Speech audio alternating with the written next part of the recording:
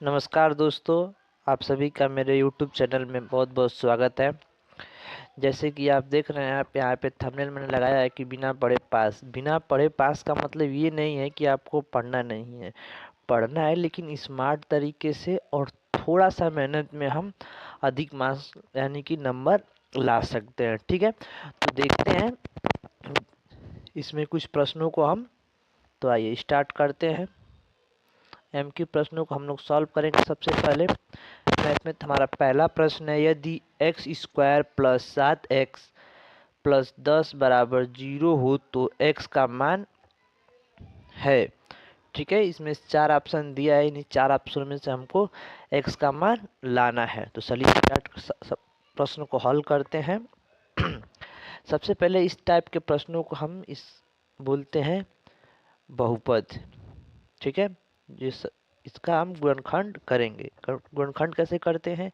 तो x का square plus 7x plus 10 बराबर 0 है। इसमें ध्यान देना है कि जो यहाँ पे नंबर सिर्फ दिया गया है, जो हमारा अचर है 10 है। अब इसका दो भाग करेंगे। दो भाग करते हैं, अगर दो भाग कर देते हैं, उन अगर यहाँ पे प्लस है तो उन दोनों नंबर को प्लस करने पर हमारा क्या आना चाहिए? 7। हम दो नंबर लेते हैं, ठीक है, और उन दो नंबर का आपस में गुणा करते हैं तो हमको क्या मिलना चाहिए? 10। और उन दोनों को प्लस करते हैं तो हमको क्या मिलना चाहिए? 7। ठीक है, बात समझ गए?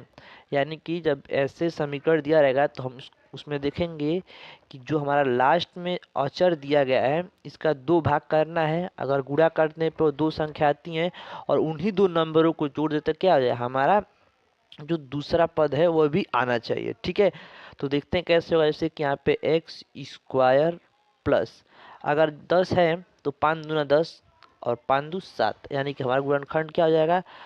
5 प्लस 2। ठीक है, और यहाँ पे x और प्लस 10 बराबर 0। ठीक है, यहाँ से एक्स स्क्वायर प्लस 10 और यहाँ से x और प्लस 2x प्लस 10 बराबर 0। ठीक है, अब यहाँ से हमको कॉमन क्या मिल रहा है? तो x हो जाएगा x प्लस 5, और यहाँ से कॉमन क्या मिल रहा है? तो प्लस का 2, यानी कि x प्लस 5। ठीक है, अब इन दोनों में हमको सेम क्या मिल गया? तो दोनों में हमको सेम मिल गया x प्लस 5, और एक कोष्टक में यहाँ से उठा लेंगे x को, यहाँ से उठा लेंगे x को, और यहाँ से प्लस 2 बराबर 0 और बराबर 0। ठीक है, नेक्स्ट स्लाइड अगले स्लाइड पर मैं आपको और अच्छे से समझा देता हूँ। जैसे हमने निकाला है x प्लस 5 और x प्लस 2, तो बराबर 0। बराबर 0 क्यों है? क्योंकि यहाँ पे हमको 0 दिया गया, तो टोटल का मान हमने सॉल्व किया तो हमको दो कोष्टक मिला, दोनों के बराबर 0। ठीक है, अब जब दोनों के बराबर 0 है तो यहाँ से देखते हैं, पहले इसको लेते हैं x प्लस 5 बराबर 0। तो x का मान क्या आ गया? इधर प्लस है, समझ आ जाएगा, हो जाएगा -5। ठीक है, x का एक मान क्या आ गया? -5। अब दूसरा इसको सॉल्व करेंगे तो x प्लस 2 बराबर 0। तो यहाँ से x बराबर -2। इस तरह हमारा x का कितने मान है? दो मान। एक आया है x बराबर -2 और एक आया x बराबर -5। अब देखते हैं कि हमारा ऑप्शन कौन सा है। पहला का हमने सॉल्व किया है, जिसमें से हमारा क्या है? आया है ऑप्शन बी वाला। ऑप्शन बी क्या है? हमारा सही आंसर है, जिसमें -2 और -5 आंसर दिया है। ठीक है, इस तरह अगला प्रश्न को देखते हैं। प्रश्न संख्या 2 को दिया है कि एपी यानी समांतर पद्धति 3, 7, 11, 15 डाइड सर्व अंतर क्या है, इनके बीच का अंतर क्या है, इसको हमको निकालना है। तो सर्व अंतर यानी कि डी बराबर होता है सूत्र A2 माइनस A1। ठीक है, A1 क्या है? ये A1 है, ये A2 है, ये A3 है, ये A4 है, ऐसे dash dash dash dash A N तक ही जाता है। ठीक है, हमको अंतर निकालना है तो किसी दो का, यानी कि या तो 3 और 2 को माइनस करें या 2 या 1 को माइनस करें। तो हम पहले को ही सॉल्व करते हैं। हमारा A2 क्या है तो 7, ठीक है, माइनस A1 क्या है 3। अब इसको हम इसका अंतर निकालेंगे तो क्या मिलेगा हमको 4, यानी कि ऑप्शन नंबर बी क्या है इसमें करेक्ट आंसर है 4। ठीक है, आगे देखते हैं प्रश्न संख्या 3 को देखते हैं। तीसरा प्रश्न है साइन 60 अंश का मान है, जिसमें ऑप्शन नंबर ए दिया है 1/2, बी दिया है करड़ी में 3/2, ऑप्शन सी दिया है 1 और ऑप्शन डी दिया है 0। ठीक है, तो इसको हम लोग देखते हैं। तो अभी हमने पिछले वीडियो में बताया था कि कैसे साइन का मान निकालते हैं, तो अगर आपको नहीं पता है तो आप वहां से जाके पूरा वीडियो को देख ले सकते हैं और यहाँ से आसानी से निकाल सकते हैं। ठीक है, यहाँ से साइन 60 अंश का मान हो जाएगा करड़ी में 3/2। आगे बढ़ते हैं अपने चौथे प्रश्न को देखते हैं। यदि किसी वृत्त की त्रिज्या 14 सेमी है तो व्यास होगा। ठीक है, तो प्रश्न एक बार फिर रिपीट हो गया है। तो त्रिज्या बराबर व्यास बटे 2 होता है, लेकिन यहाँ पे हमको व्यास निकालना है, तो व्यास बराबर 2 गुणे त्रिज्या कर देंगे। ठीक है, 2 और गुणे त्रिज्या का मान क्या है 14, तो 14 दूना 28, 14 दूना 28, यानी कि option number D is right answer. Option number D is right answer.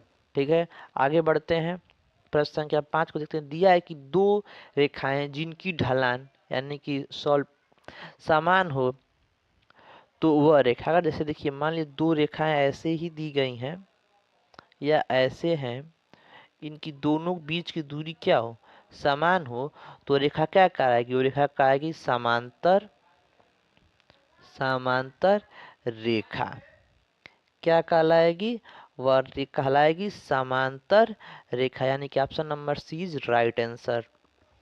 आगे बढ़ते हैं प्रश्न संख्या 6 को देखते हैं। दिया है कि यदि यदि त्रिभुज के दो कोण 60 और 40 हो तो तीसरे कोण कोण होगा। ठीक है, तो देखिए त्रिभुज के तीनों कोणों का योगफल कितना होता है, त्रिभुज के तीनों कोण का योगफल बराबर होता है हमारा 180 अंश। क्या होता है 180 अंश। ठीक है, अब यहाँ से हमारे पास कितने कोण हैं, 3 कोण। जैसे कि त्रिभुज में मैं देता हूँ यहाँ पे, आसानी से आप लोग को और समझ में आएगा। ये ए है, ये बी है और ये सी है, जिसमें इसका और इसका मान दे दिया, किसी दो का मान दे, जैसे एक 60 और एक 40। हमको सी का मान निकालते हैं। यहाँ पे लिखेंगे कोण ए प्लस कोण बी प्लस कोण सी बराबर 180 अंश। ठीक है, ए का मान क्या है तो 40 और बी का मान क्या है 60 और प्लस कोण सी बराबर 180 अंश। इन दोनों को अगर हम जोड़ते हैं, इन दोनों में आएगा हमारा 100 प्लस कोण सी बराबर 180 अंश। अब यहाँ से हम 180 और माइनस 100 कर देंगे तो हमारा क्या आ जाएगा 80, यानी कि option number C is right answer. ठीक है दोस्तों, आगे चलते हैं प्रश्न संख्या 7 को देखते हैं। दिया है कि tan 0 अंश का मान क्या होगा, तो इसको भी मैंने पिछले वीडियो में सॉल्व किया है। tan 0 अंश का मान क्या होता है वहां से इसको देख लीजिएगा, उससे भी tan 0 अंश का मान होता है 0, यानी कि ए इज राइट आंसर। ठीक है, आगे देखते हैं प्रश्न संख्या 8 को। दिया है कि दो समांतर रेखाओं को एक अनुप्रस्थ काटती है तो संगत कोण क्या होता है। जब भी इसे प्रश्न पूछेगा संगत कोण चाहे एकांतर कोण एक, तो ये सभी आपस में क्या होते हैं बराबर होते हैं। 8वां का बीज राइट आंसर, सभी आपस में संगत और एकांतर कोण आपस में बराबर होते हैं। चलिए आगे देखते हैं प्रश्न संख्या 9 को। दिया है कि ए प्लस बी का होल स्क्वायर क्या, तो बच्चों का सवाल है भाई, इसमें कहाँ से आ गया ये होता है ए प्लस बी का whole square A square plus B square plus 2ab, यानी कि option number C is right answer. Okay, प्रश्न संख्या 10 देखते हैं। निर्देशांक 0 कॉमा 3 0 किस अक्ष पर स्थित है। तो देखिए ऐसे हमने कर दिया। इसमें अक्ष पर कौन है ये देखते हैं। तो ये अक्ष होता है, ये कोटि होता है, यानी कि एक्स जो होता है हमारा अक्ष और वाई हमारा कोटि होता है। तो बोल रहा है यहाँ पे 3, तो 3 कहीं यहीं पे होगा और 0 यहीं पे। तो इसका आंसर जो होगा यह 3 क्या होगा, अक्ष पे होगा। Option number A is right answer. ठीक है। तो ऐसे मजेदार प्रश्नों के लिए आप हमारे YouTube channel yes study class by Ajit sir official को ज्वाइन कीजिए और मज़ेदार तरीके से मैथ को पढ़िए। मिलते हैं नेक्स्ट वीडियो में, तब तक के लिए सबको जय हिंद। परीक्षा का तैयारी मस्त रूप से कीजिए। बाय।